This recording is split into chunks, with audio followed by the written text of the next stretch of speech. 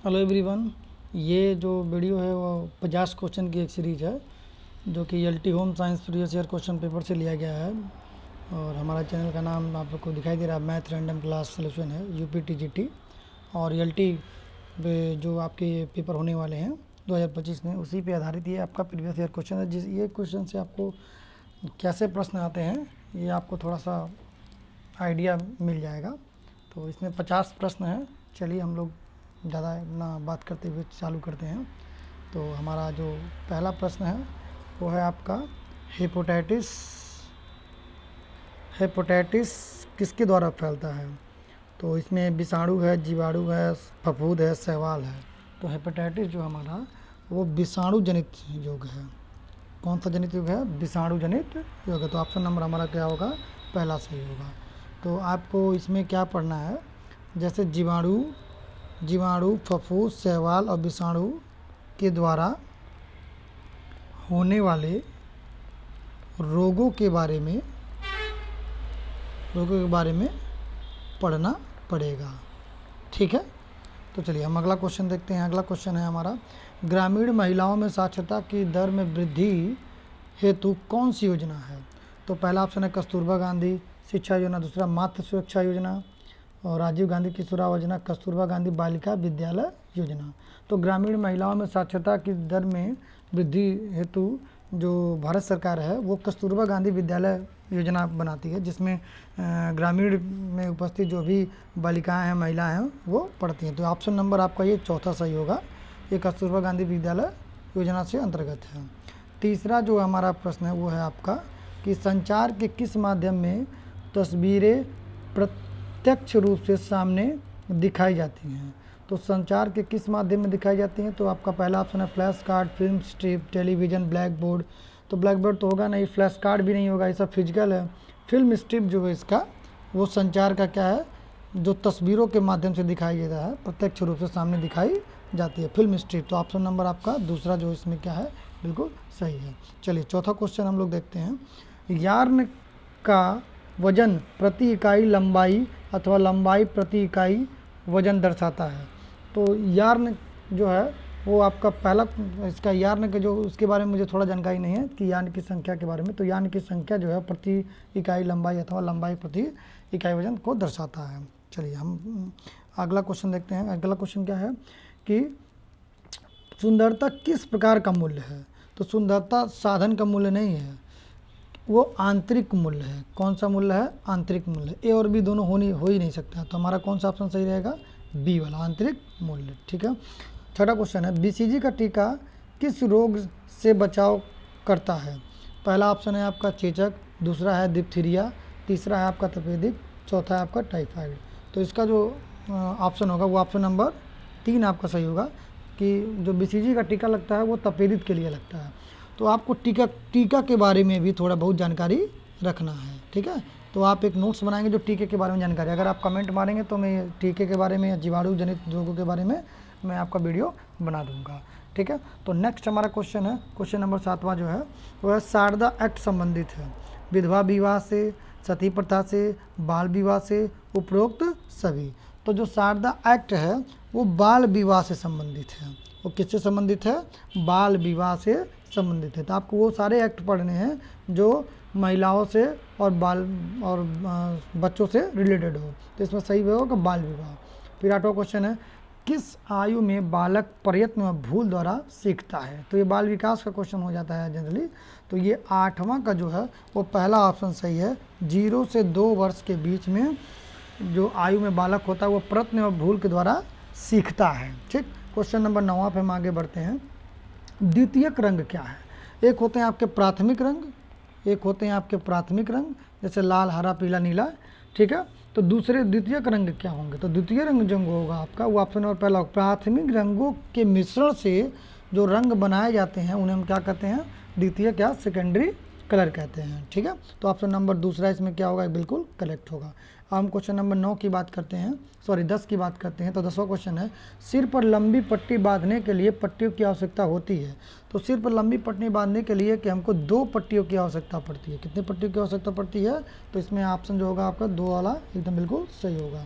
अब 11वां क्वेश्चन है आपका कि आईसीएमआर NIN 2000 RDA सारणी के अनुसार प्रति 2000 किलो कैलोरी पर फाइबर की प्रतिदिन कितनी मात्रा निश्चित की गई है।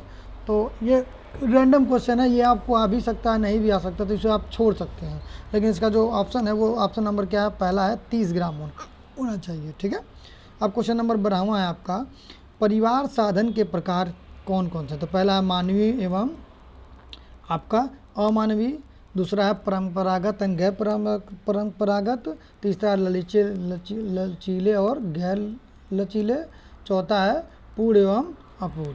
तो परंपरागत के लिए जो आपका जो पहला ऑप्शन है, इसमें पहला ऑप्शन मानवीय और अमानवीय प्रकार हो सकते हैं। ठीक है। तो 12वें का आपका क्वेश्चन आंसर नंबर 1 होगा।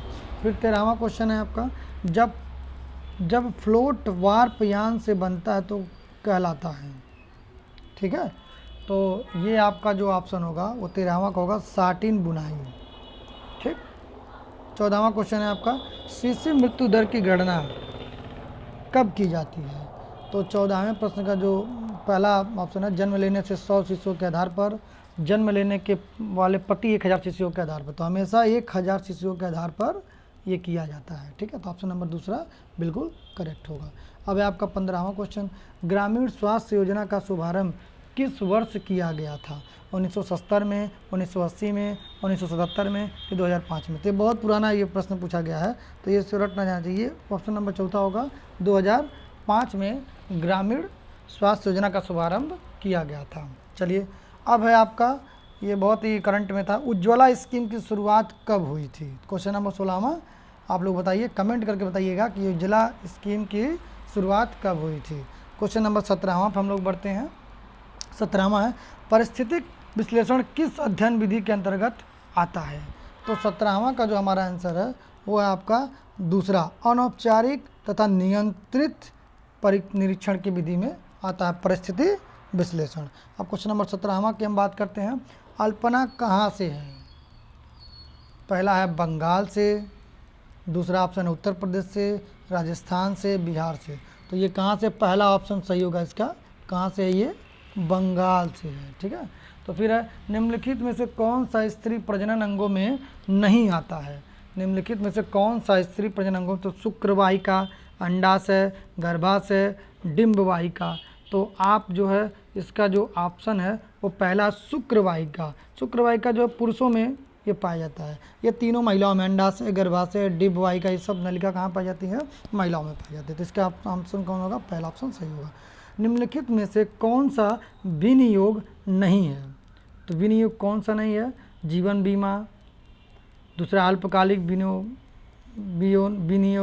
बटुआ, दीर्घकालीन विनियोग। तो दोनों में तो दो ऑप्शन में तो विनियोग वैसे लिखा है, जीवन बीमा भी क्या है, विनियोग है, लेकिन बटुआ जो होता है, जो बटुआ आप लोग होता है वो विनियोग नहीं है। ठीक है। उसका उपयोग और कहीं किया नहीं, वो आप पर्सनल काम में करते हैं। क्वेश्चन नंबर 21 जो है, मर्सराइजिंग परिसज्जा में कौन सा रसायन प्रयोग किया जाता है। तो 21 का जो होगा वो तीसरा होगा, कास्टिक सोडा। क्वेश्चन नंबर 22 की बात करते हैं, अनिवार्य बचत का उदाहरण है। तो अनिवार्य बचत का जो उदाहरण होगा वो आपका पहला होगा, सामान्य भविष्य निधि। ठीक है। ये अनिवार्य बचत होता है, ये करना चाहिए आप सभी को अपने भविष्य को सुदृढ़ करने के लिए। ठीक है। उसके बाद क्वेश्चन नंबर तीसरा है, विश्व स्वास्थ्य संगठन की स्थापना कब हुई। तो ये हुआ आपका 23 का जो ऑप्शन है, ऑप्शन नंबर 2, 1945 में विश्व स्वास्थ्य संगठन की स्थापना हुई थी।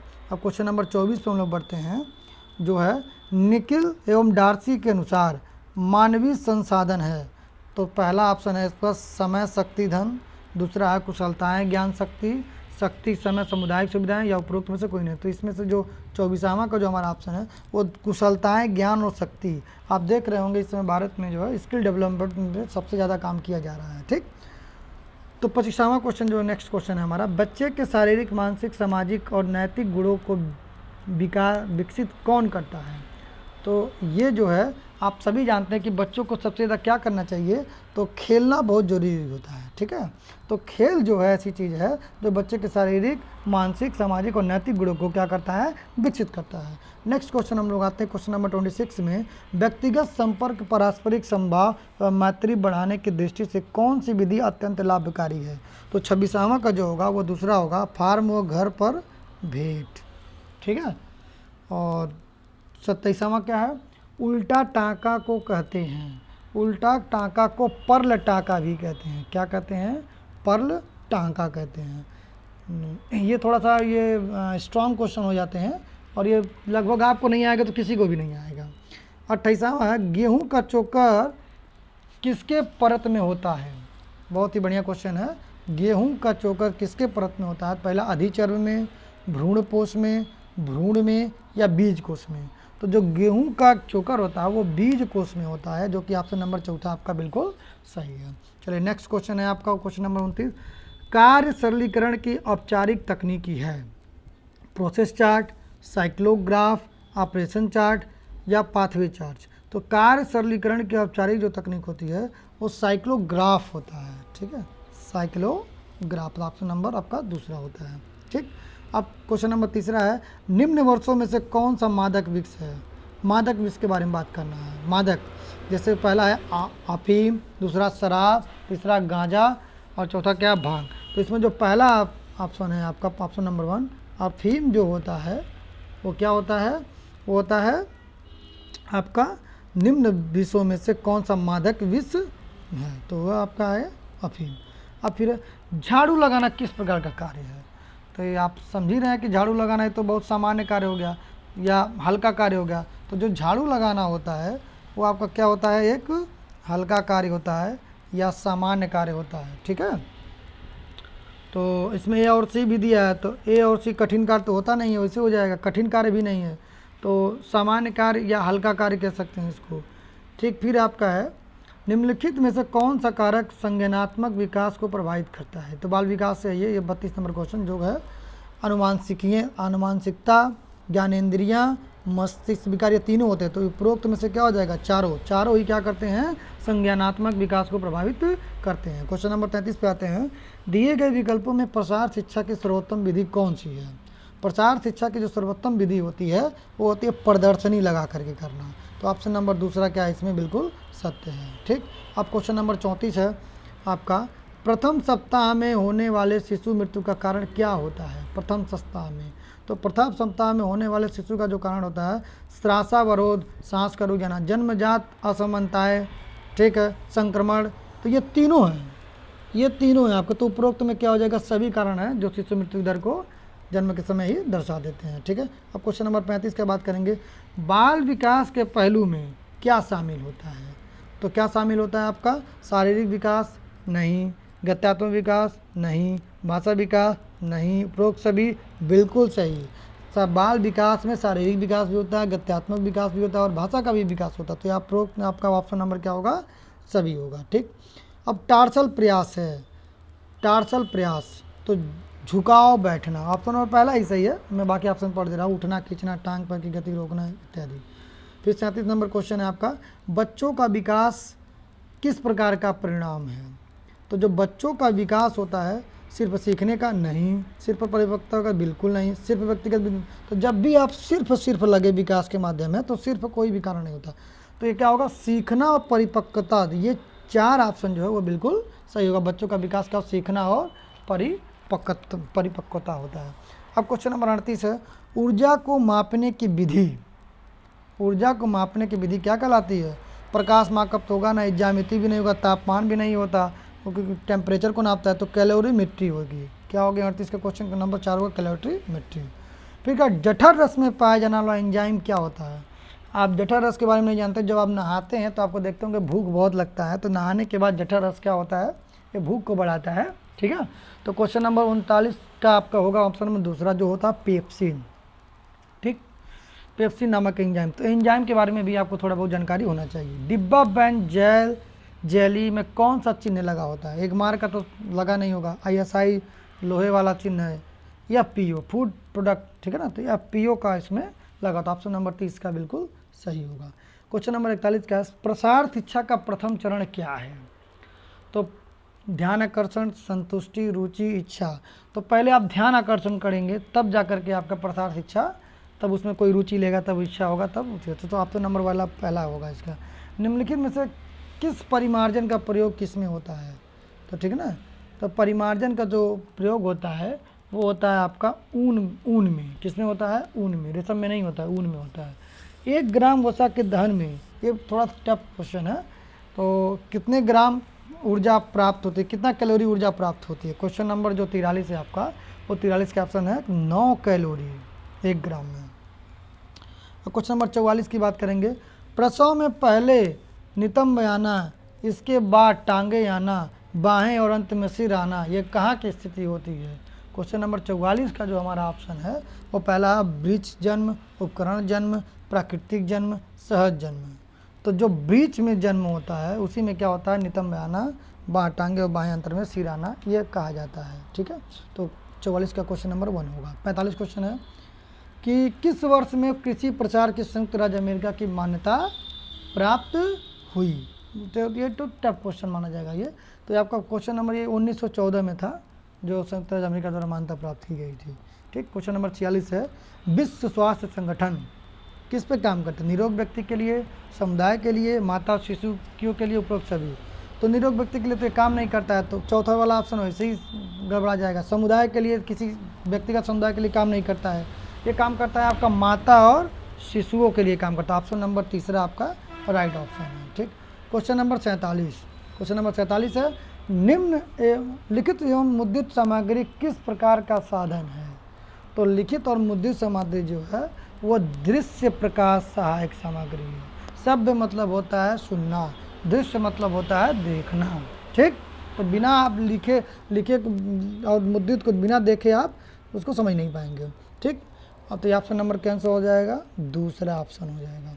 फिर है क्वेश्चन नंबर 48, बहुउद्देशीय भोज्य पदार्थ किसने विकसित किया? हैदराबाद ने विकसित किया कि CFRTI मैसूर ने, कि ये भी दोनों ने, कि इसमें से ऑप्शन नंबर क्या है आपका? 2 बिल्कुल करेक्ट ऑप्शन है। क्वेश्चन नंबर आपका 49, वृद्धि के दौरान बच्चों को किस अमीनो अम्ल की आवश्यकता होती है? बहुत इंपॉर्टेंट क्वेश्चन है आपका। तो ये लाइसिन की, थ्रियोनाइन की, हिस्टाडाइन की, वेलाइन की, तो ये होती है लाइसिन की आवश्यकता होती है। चलिए लास्ट क्वेश्चन हमारा, परिधानों में झालरदार कॉलर प्राय किस प्रकार के गले में लगाए जाते हैं? आयताकार में बिल्कुल नहीं, वी आकार में भी नहीं, यू आकार में लगाए जाते हैं। तो ऑप्शन नंबर कौन सा होगा आपका? तीसरा सही होगा। चलिए आज के लिए इतना ही। अभी हम नेक्स्ट पार्ट में अपना 50 से फिर 100 तक का क्वेश्चन लाने का प्रयास करेंगे। तब तक के लिए धन्यवाद।